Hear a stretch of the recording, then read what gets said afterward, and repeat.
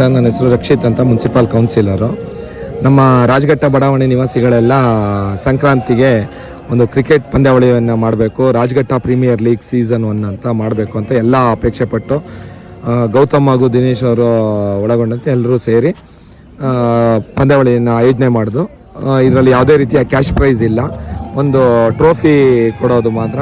ಯಾವುದೇ ರೀತಿಯ ಇದರಲ್ಲಿ ಬೇರೆ ಯಾವುದೇ ಅಪೇಕ್ಷೆ ಇಲ್ಲದೆ ಎಲ್ಲರೂ ಕೂಡ ಸದೃಢರಾಗಬೇಕು, ದೈಹಿಕವಾಗಿ ಎಲ್ಲರೂ ಮೊಬೈಲ್ನ ಚಟದಿಂದ ಹೊರಗಡೆ ಬರಬೇಕು ಅನ್ನೋ ಒಂದು ಸದುದ್ದೇಶದಿಂದ ಈ ಕಾರ್ಯಕ್ರಮವನ್ನು ಆಯೋಜನೆ ಮಾಡಿದ್ದು. ಇದಕ್ಕೆ ಕಾರ್ಯಕ್ರಮಕ್ಕೆ ನಮಗೆ ಅಂಕಣವನ್ನು ಅನುವು ಮಾಡಿಕೊಟ್ಟಂಥ ರಾಜೀವ್ ವಿದ್ಯಾಸಂಸ್ಥೆಯವರಿಗೆ ನಾವೆಲ್ಲ ಆಭಾರಿಯಾಗಿರ್ತೇವೆ.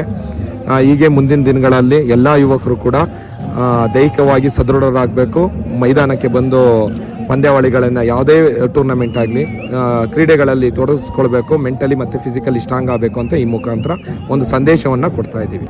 ಧನ್ಯವಾದಗಳು.